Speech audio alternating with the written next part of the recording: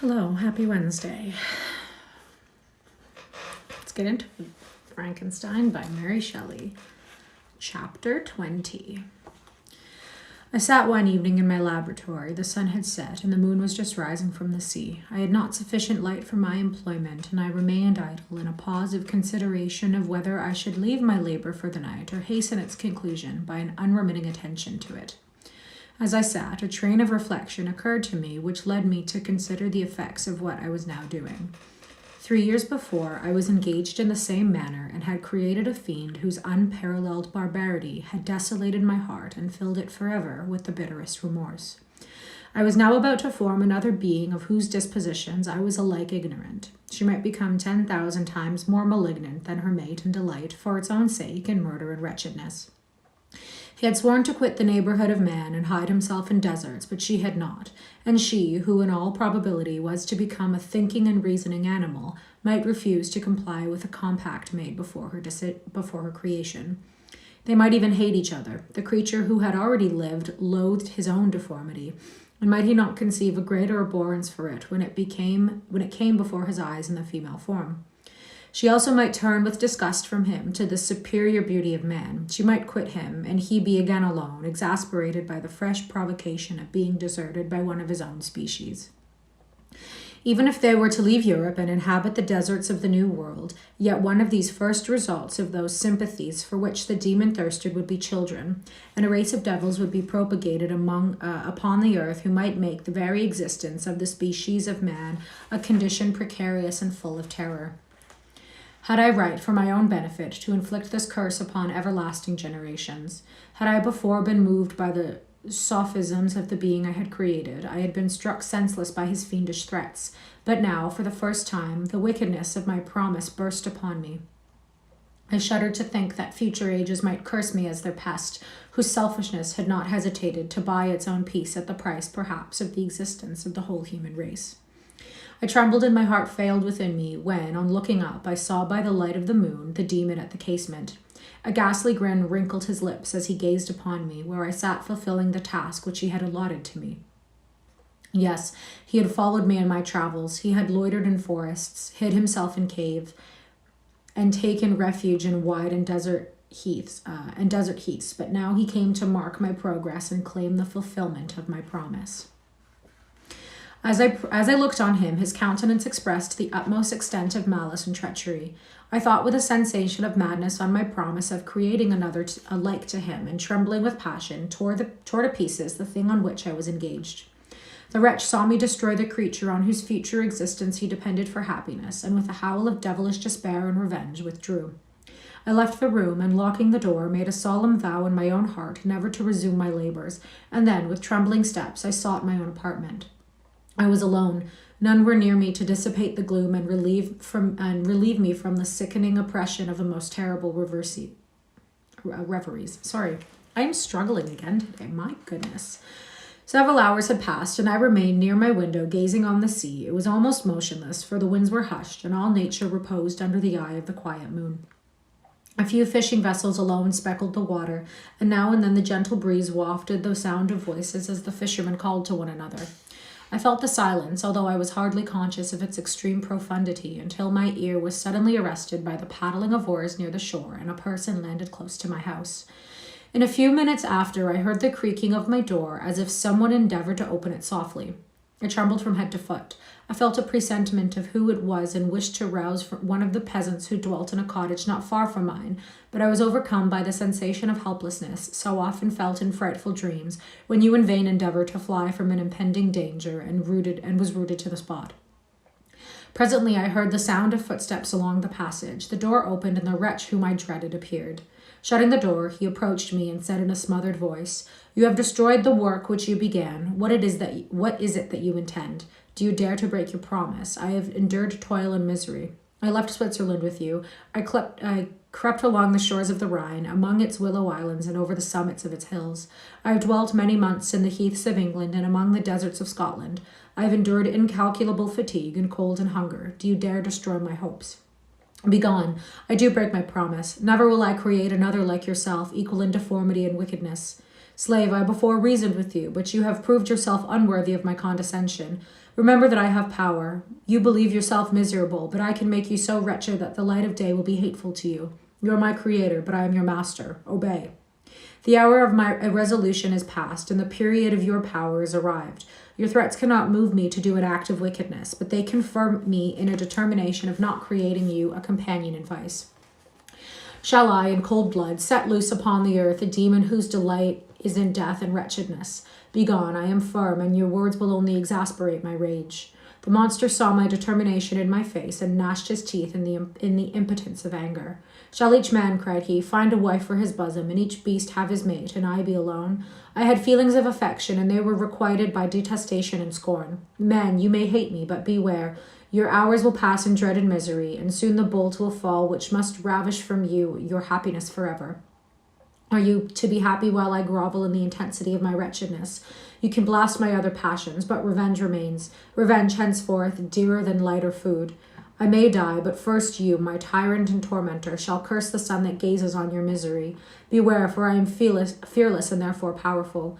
I will watch with the wiliness of a snake, that I may sting with its venom. Man, you shall repent of the injuries you inflict. Devil, cease, and do not poison the air with these sounds of malice. I have declared my resolution to you, and I am no coward to bend beneath your words. Leave me alone, I am inexorable. It is well, I go, but remember, I shall be with you on your wedding night. I stared forward and exclaimed, Villain, before you sign my death warrant, be sure that you are yourself safe. I would have seized him, but he eluded me and quitted the house with precipitation. In a few moments I saw him in his boat, which shot across the waters with an arrowy swiftness and was soon lost amidst the waves. All was again silent, but his words rang in my ears. I burned with rage to pursue the murderer of my peace and precipitate him into the ocean. I walked up and down my room hastily and perturbed, while my imagination conjured up 1,000 images to torment and sting me. Why had I not followed him and closed with him in mortal strife? But I had suffered him to depart, and he had directed his course towards the mainland.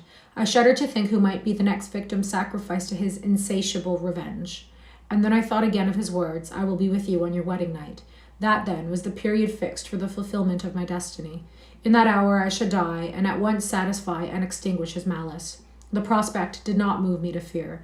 Yet when I thought of my beloved Elizabeth, of her tears and endless sorrow when she should find her lover so barbarously snatched from her, tears, the first that I had shed for many months, streamed from my eyes, and I resolved not to fall before my enemy without a bitter struggle. The night passed away, and the sun rose from the ocean. My feelings became calmer, if it may be called calmness when the violence of rage sinks into the depths of despair. I left the house, the horrid scene of the last night's contention, and walked on the beach of the sea, which I almost regarded as an insuperable barrier between me and my fellow creatures. Nay, a wish that such should prove the fact stole across me. I desired that I might pass my life on that barren rock, wearily, it is true, but uninterrupted by any sudden shock of misery. If I returned, it was to be sacrificed, or to see those whom I most loved die under the grasp of a demon who I had myself created. I walked about the isle like a restless spectre, separated from all it loved and miserable in the separation. When it became noon and the sun rose higher, I lay down on the grass and was overpowered by a deep sleep. I had been awake the whole of the preceding night, my nerves were agitated, and my eyes inflamed by watching and misery. The sleep into which I now sank refreshed me, and when I woke, I again felt as if I belonged to a race of human beings like myself, and I began to reflect upon what had passed with greater composure. Yet still the words of the fiend rang in my ears like a death knell. They appeared like a dream, yet distinct and oppressive as a reality. The sun had far descended, and I sat still on the shore, satisfying my appetite, which had become ravenous, with an oaten cake, when I saw a fishing boat land close to me, and one of the men brought me a packet. It contained letters from Geneva, and one from Clerval entreating me to join him. He said that he was wearing away his time fruitlessly where he was, that letters from the friends he had formed in London desired his return to complete the negotiation they had entered into for his Indian enterprise. I could not any longer delay his departure, but as his journey to London might be followed, even sooner than he now conjectured, by his longer voyage, he entreated me to bestow as much of my society on him as I could spare. He besought me, therefore, to leave my solitary isle and to meet him at Perth, that we might proceed southwards together. This letter in a degree recalled me to life, and I determined to quit my island at the expiration of 2 days. Yet, before I departed, there was a task to perform on which I shuddered to reflect. I must pack up my chemical instruments, and for that purpose I must enter the room which had been the scene of my odious work, and I must handle those utensils, the sight of which was sickening to me. The next morning at daybreak, I summoned sufficient courage and unlocked the door of my laboratory. The remains of the half-finished creature whom I had destroyed lay scattered on the floor, and I almost felt as if I had mangled the living flesh of a human being. I paused to collect myself and then entered the chamber.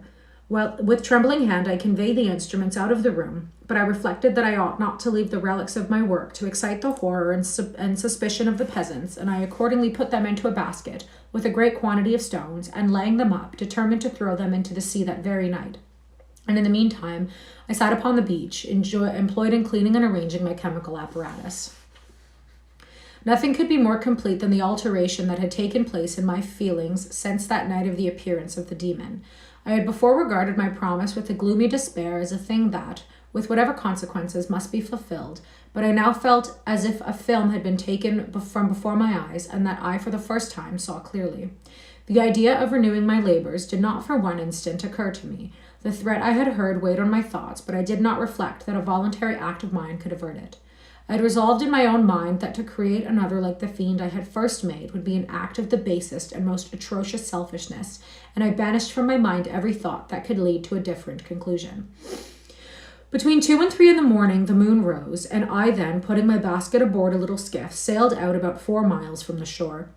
The scene was perfectly solitary. A few boats were returning towards land, but I sailed away from them. As I felt as if I was about the commission of a dreadful crime, and avoided with shuddering anxiety any encounter with my fellow creatures. At one time the moon, which had before been clear, was suddenly overspread by a thick cloud, and I took advantage of the moment of darkness and cast my basket into the sea. I listened to the gurgling sound as it sank, and then sailed away from the spot. The sky became clouded, but the air was pure, although chilled by the northeast breeze that was then rising. But it refreshed me and filled me with such agreeable sensations that I resolved to prolong my stay on the water, and fixing the rudder in a direct position, stretched myself at the bottom of the boat. Clouds hid the moon, everything was obscure, and I heard only the sound of the boat as its keel cut through the waves. The murmur lulled me, and in a short time I slept soundly. I do not know how long I remained in this situation, but when I awoke I found that the sun had already mounted considerably. The wind was high, and the waves continually threatened the safety of my little skiff. I found that the wind was northeast and must have driven me far from the coast from which I had embarked. I endeavored to change my course, but quickly found that if I again made the attempt, the boat would be instantly filled with water. Thus situated, my only resource was to drive before the wind. I confess that I felt a few sensations of terror. I had no compass with me, and was so slenderly acquainted with the geography of this part of the world that the sun was of little benefit to me. I might be driven into the wide Atlantic and feel all the tortures of starvation, or be swallowed up in the immeasurable waters that roared and buffeted around me. I had already been out many hours and felt the torment of a burning thirst, a prelude to my other sufferings. I looked on the heavens, which were covered by clouds that flew before the wind, only to be replaced by others. I looked upon the sea. It was to be my grave. "Fiend," I exclaimed, "your task is already fulfilled." I thought of Elizabeth, of my father, and of Clerval, all left behind, on whom the monster might satisfy his sanguinary and merciless passions. This idea plunged me into a reverie so despairing and frightful that even now, when the scene is on the point of closing before me forever, I shudder to reflect on it. Some hours passed thus, but by degrees, as the sun declined towards the horizon, the wind died away into a gentle breeze, and the sea became free from breakers. But these gave place to a heavy swell. I felt sick and hardly able to hold the rudder, when suddenly I saw a line of high land towards the south. Almost spent as I was by fatigue and the dreadful suspense I endured for several hours, the sudden certainty of life rushed like a flood of warm joy to my heart, and tears gushed from my eyes. How mutable are our feelings, and how strange is that clinging love we have of life, even in the excess of misery. I constructed another sail with a part of my dress, and eagerly steered my course toward the land. It had a wild and rocky appearance, but as I approached nearer, I easily perceived the traces of cultivation. I saw vessels near the shore, and found myself suddenly transported back to the neighborhood of a civilized man. I carefully traced the windings of the land, and hailed a steeple which I at length saw issuing from behind a small promontory. As I was in a state of extreme debility, I resolved to sail directly towards the town as a place where I could most easily procure nourishment. Fortunately, I had money with me. As I turned the promontory, I perceived a small, neat town and a good harbor, which I entered, my heart bounding with joy at my unexpected escape. As I was occupied in fixing the boat and arranging the sails, several people crowded towards the spot.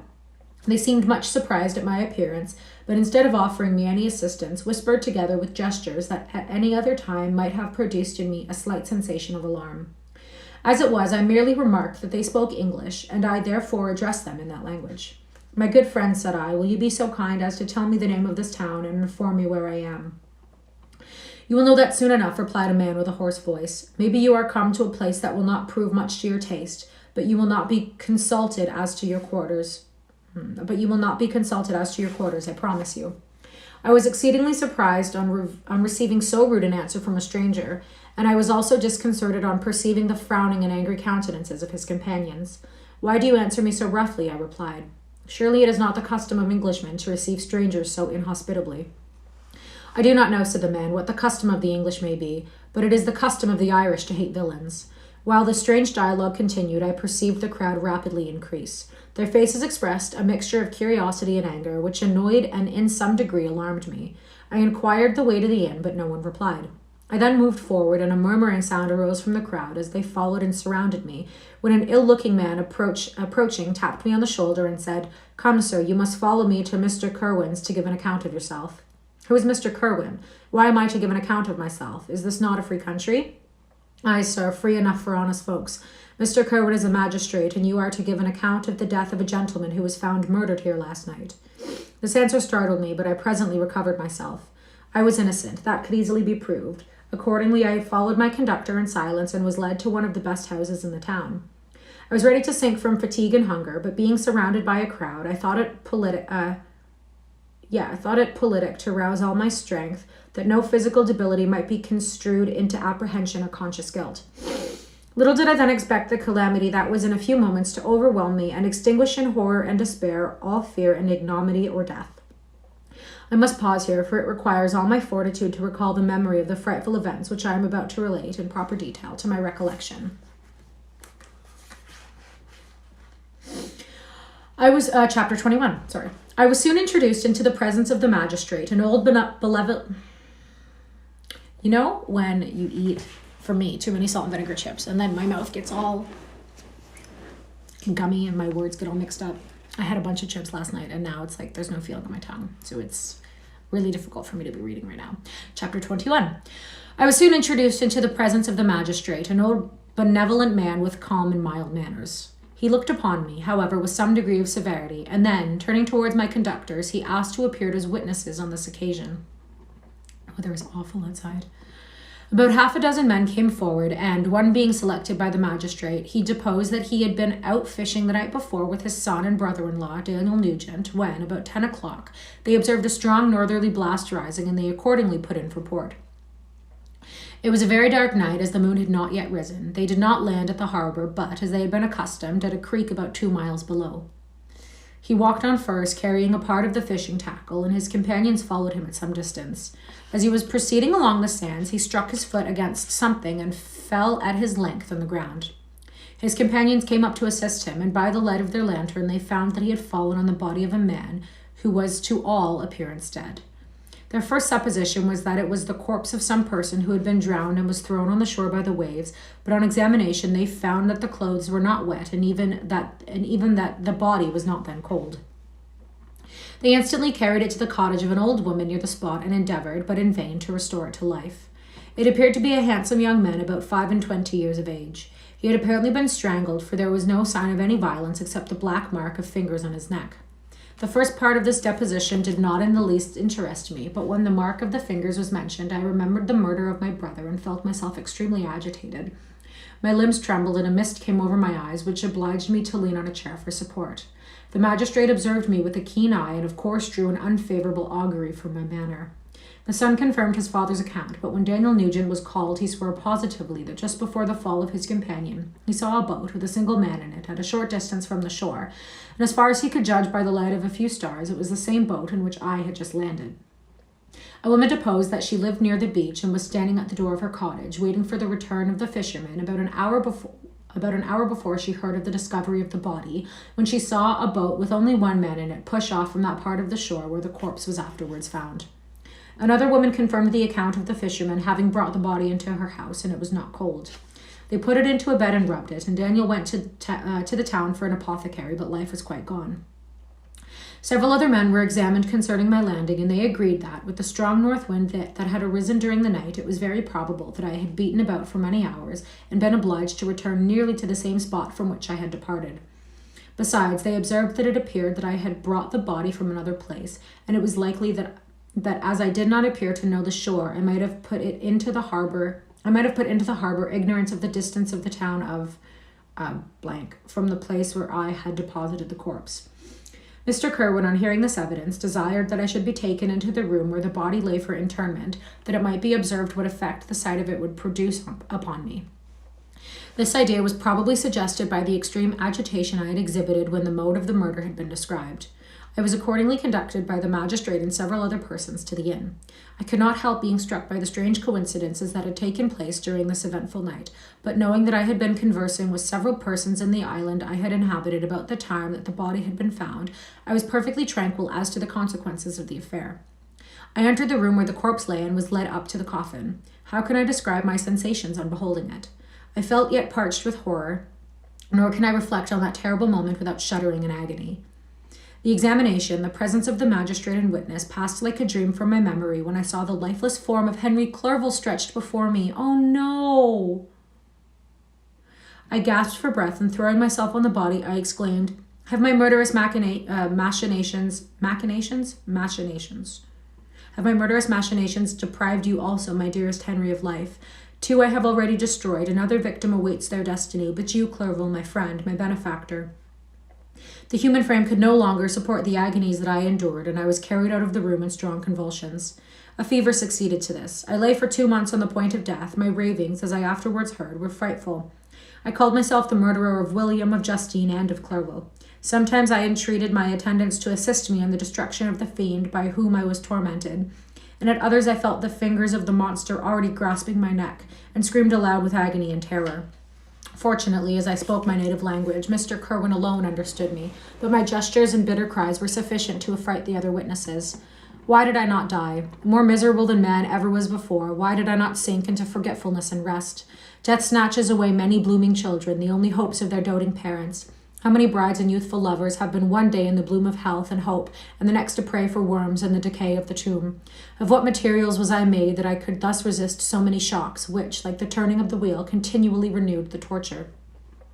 But I was doomed to live, and in 2 months found myself as awakening from a dream, in a prison, stretched on a wretched bed, surrounded by jailers, turnkeys, bolts, and all the miserable apparatus of a dungeon. It was morning, I remember, when I thus awoke to understanding. I had forgotten the particulars of what had happened, and only felt as if some great misfortune had suddenly overwhelmed me. But when I looked around and saw the barred windows and the squalidness of the room in which I was, all flashed across my memory, and I groaned bitterly. The sound disturbed an old woman who was sleeping in a chair beside me. She was a hired nurse, the wife of one of the turnkeys, and her countenance expressed all those bad qualities which often characterize that class. The lines of her face were hard and rude, like that of persons accustomed to see without sympathizing in sights of misery. Her tone expressed her entire indifference. She addressed me in English, and the voice struck me as one that I had heard during my sufferings. "Are you better now, sir?" said she. I replied in the same language with a feeble voice. "I believe I am. But if it all be true, if indeed I did not dream, I am sorry that I am still alive to feel this misery and horror." "For that matter," replied the old woman, "if you mean about the gentleman you murdered, I believe that it were better for you if you were dead, for I fancy it will go hard with you.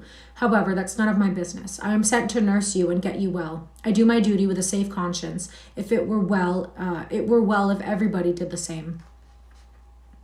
I turned with loathing from the woman who could utter so unfeeling a speech to a person just saved, on the very edge of death, but I felt languid and unable to reflect on all that had passed. The whole series of my life appeared to me as a dream. I sometimes doubted if indeed it were all true, for it never presented itself to my mind with the force of reality. As the images that floated before me became more distinct, I grew feverish. A darkness pressed around me. No one was near me who soothed me with the gentle voice of love. No dear hand supported me. The physician came and prescribed medicines, and the old woman prepared them for me, but utter carelessness was visible in the first, and the expression of brutality was strongly marked in the visage of the second. Who could be interested in the face of a murderer but the hangman who would gain its fee? These were my first reflections, but I soon learned that Mr. Kerwin had shown me extreme kindness. He had caused the best room in the prison to be prepared for me, wretched indeed was the best, and it was he who had provided a physician and a nurse. It is true, he seldom came to see me, for although he ardently desired to relieve the sufferings of every human creature, he did not wish to be present at the agonies and miserable ravings of a murderer. He came, therefore, sometimes to see that I was not neglected, but his visits were short and with long intervals. One day, while I was gradually recovering, I was seated in a chair, my eyes half open, and my cheeks livid like those in death. I had overcome the gloom and misery, and often reflected I had better seek death than desire to remain in a world which to me was replete with wretchedness. At one time I considered whether I should not declare myself guilty and suffer the penalty of the law, less innocent than poor Justine had been. Such were my thoughts when the door of my apartment was opened and Mr. Kerwin entered. His countenance expressed sympathy and compassion. He drew a chair close to mine and addressed me in French. I fear that this place is very shocking to you. Can I do anything to make you more comfortable? I thank you, but all that you mention is nothing to me. On the whole earth there is no comfort of which I am capable of receiving. I know that the sympathy of a stranger can be but of little relief to one borne down as you are by so strange a misfortune.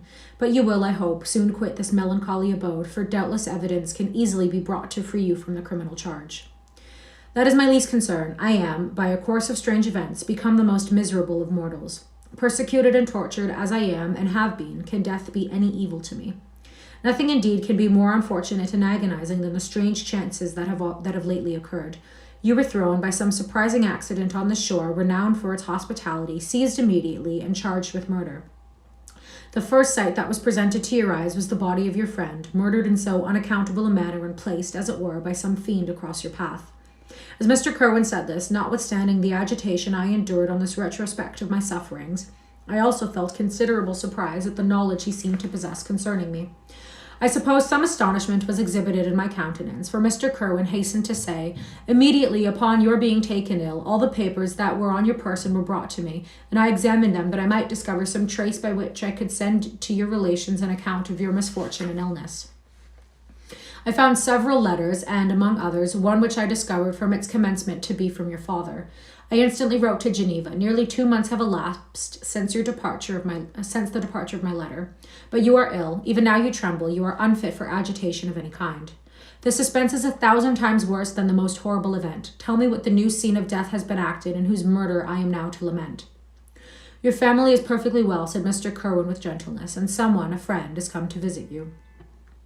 I know not by what chain of thought the idea presented itself, but it instantly darted into my mind that the murderer had come to mock at my misery and taunt me with the death of Clerval as a new incitement for me to comply with his hellish desires. I put my hand before my eyes and cried out in agony, "Oh, take him away, I cannot see him. For God's sake, do not let him enter." Mr. Kerwin regarded me with a troubled countenance. He could not help regarding my exclamation as a presumption of guilt, and said in a rather severe tone, "I should have thought, young man, that the presence of your father would have been welcome instead of inspiring such violent repugnance." "My father," cried I, with every feature and every muscle was relaxed from anguish to pleasure.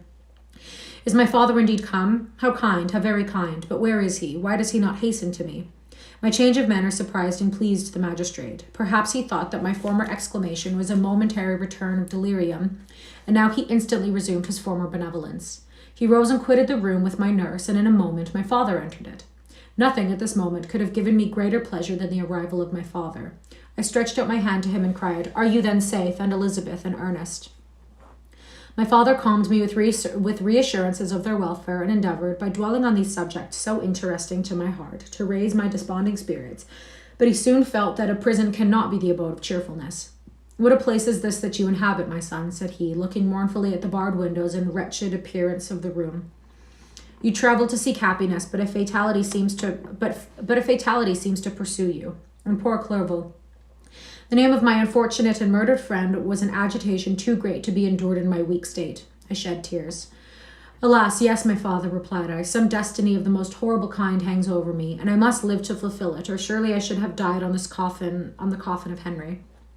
We were not allowed to converse for any length of time, for the precarious state of my health rendered every precaution necessary that could ensure tranquillity. Mr. Kerwin came in and insisted that my strength should not be exhausted by too much exertion. But the appearance of my father was to me like that of my good angel, and I gradually recovered my health. As my sickness quitted me, I was absorbed by a gloomy and black melancholy that nothing could dissipate. The image of Clerval was forever before me, ghastly and murdered. More than once, the agitation into which these reflections threw me made my friends dread a dangerous relapse. Alas, why did they persevere so miserable and detested a life? It was surely that I might fulfill my destiny, which is now drawing to a close. Soon, oh very soon, will death extinguish these throbbings and relieve me from the mighty weight of anguish that bears me to the dust, and in executing the award of justice, I shall also sink to rest. Then the appearance of death was distant, although the wish was ever present to my thoughts, and I often sat for hours motionless and speechless, wishing for some mighty revolution that might bury me and my destroyer in its ruins. The season of the assizes approached. I had already been 3 months in prison, and although I was still weak and in continual danger of a relapse, I was obliged to travel nearly 100 miles to the country town where our court was held. Mr. Kerwin charged himself with every care of collecting witnesses and arranging my defense. I was spared the disgrace of appearing publicly as a criminal, as the case was not brought before the court that decides on life and death. The grand jury rejected the bill, and it's being proved that I was on the Orkney Islands at the hour of the body of my friend was found, and a fortnight after my removal, I was liberated from prison. My father was enraptured on finding me freed from the vexations of a criminal charge, that I was again allowed to breathe the fresh atmosphere and permitted to return to my native country. I did not participate in these feelings, for to me the walls of a dungeon or a palace were alike hateful. The cup of life was poisoned forever, and although the sun shone upon me, as upon the happy and gay of heart, I saw around me nothing but a dense and frightful darkness, penetrated by no light but the glimmer of 2 eyes that glared upon me. Sometimes they were the expressive eyes of Henry, languishing in death, the dark orbs nearly covered by the lids and the long black lashes that fringed them. Sometimes it was the watery, clouded eyes of the monster, as first I saw them in my chamber in Ingolstadt. My father tried to awaken in me the feelings of affection. He talked of Geneva, which I should soon visit, Elizabeth and Ernest, but these words only drew deep groans for me. Sometimes, indeed, I felt a wish for happiness, and thought with melancholy delight of my beloved cousin, or longed, with the devouring maladie du pays, to once more see the blue lake and rapid Rhone that had been so dear to me in early childhood. But my general state of feeling was a torpor in which a prison was as welcome a residence as the divinest scene in nature, but these fits were seldom interrupted by the paroxysms of anguish and despair. Not only was that all one sentence, it was absolutely riddled with difficult to pronounce words. At these moments, I often endeavored to put an end to the existence I loathed, and it required unceasing attendance and vigilance to restrain me from committing some dreadful act of violence. Yet one duty remained to me, the recollection of which finally triumphed over my selfish despair. It was necessary that I should return without delay to Geneva, there to watch over the lives of those I so fondly loved, and to lie in wait for the murderer, that if any chance led me to the place of his concealment, or if he dared again to blast me by his presence, I might, with unfailing aim, put an end to the existence of the monstrous image which I had endured with the mockery of a soul still more monstrous. My father still desired to delay our departure, fearful that I could not sustain the fatigues of a journey, for I was a shattered wreck, the shadow of a human being. My strength was gone. I was a mere skeleton, and fever night and day preyed upon my wasted frame. Still, as I urged our leaving Ireland with such inquietude and impatience, my father thought it best to yield. We took our passage on board a vessel bound for Havre de Grace, and sailed with a fair wind from the Irish shores. It was midnight. I lay on the deck looking at the stars and listening to the dashing of the waves. I hailed the darkness that shut Ireland from my sight, and my pulse beat with a fervent joy when I reflected that I should soon see Geneva. The past appeared to me in the light of a frightful dream, yet the vessel in which I was, the wind blew me from the detested shore of Ireland, and the sea which surrounded me told me too forcibly that I was deceived by no vision, and that Clerval, my friend and dearest companion, had fallen a victim to me and the monster of my creation. I repassed in my memory a whole life, my quiet happiness while residing with my family in Geneva, the death of my mother, and my departure for Ingolstadt. I remembered, shuddering, the mad enthusiasm that hurried me on to the creation of my hideous enemy, and I called to mind the night in which he first lived. I was unable to pursue the train of thought. 1,000 feelings pressed upon me, and I wept bitterly. Ever since my recovery from the fever, I had been in the custom of taking every night a small quantity of laudanum, For it was by means of this drug only that I was enabled to gain the rest necessary for the preservation of life. Oppressed by the recollection of my various misfortunes, I now swallowed double my usual quantity and soon slept profoundly. But sleep did not afford me respite from thought and misery. My dreams presented 1,000 objects that scared me. Towards morning, I was possessed by a kind of nightmare. I felt the fiend's grasp in my neck and could not free myself from it. Groans and cries rang in my ears. My father, who was watching over me, perceived my restlessness, awoke me. The dashing waves were around, the cloudy sky above. The fiend was not here. A sense of security, a feeling that a truce was established between the present hour and the irresistible, disastrous future, which imparted to me a kind of calm forgetfulness of which the human mind is, by its structure, peculiarly susceptible. Okay, we are done for today. That was a lot of big words. Kept getting all my words mixed up. That's fine. I will read again tomorrow at 12 noon EST. I have a YouTube channel, K.A. Reads Classics, same name as this channel. It's all one word. Thank you. Thank you. I appreciate that. That's all for today. Thank you so much for reading with me.